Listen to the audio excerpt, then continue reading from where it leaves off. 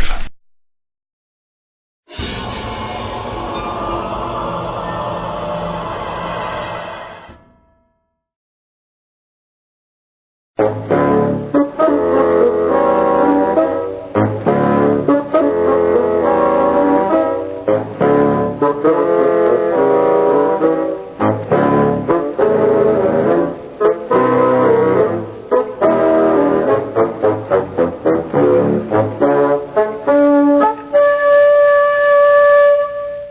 Good evening. Seeing myself on the telly never ceases to intrigue me.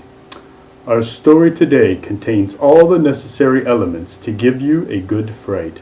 Intrigue, espionage, greed, Marxist insurgents, illicit affairs, and zombies. What? Sorry, I've been informed that is next week's story on our government. I will leave you now to enjoy this week's story without introduction.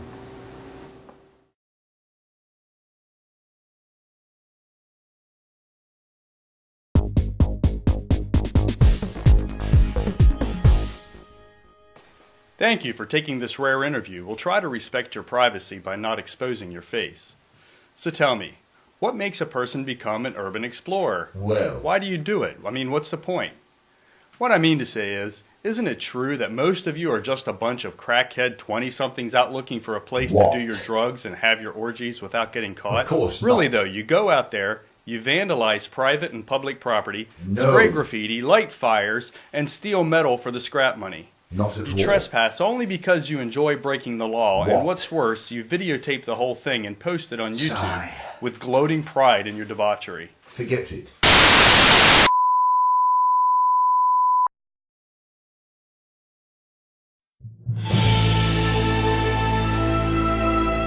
That is why we no longer grant interviews.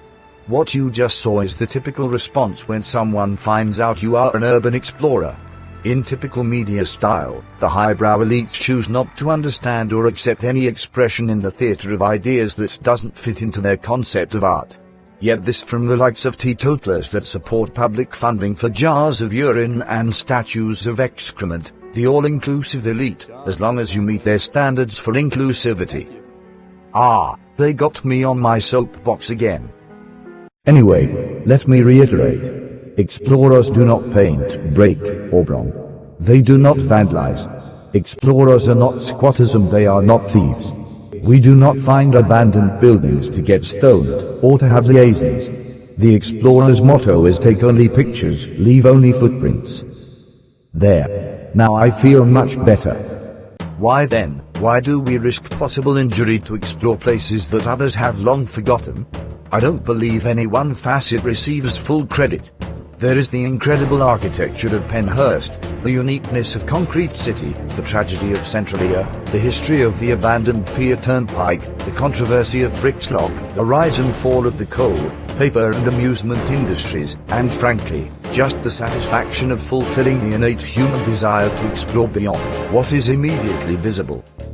Explorers are often photographers, artists, preservationists and historians.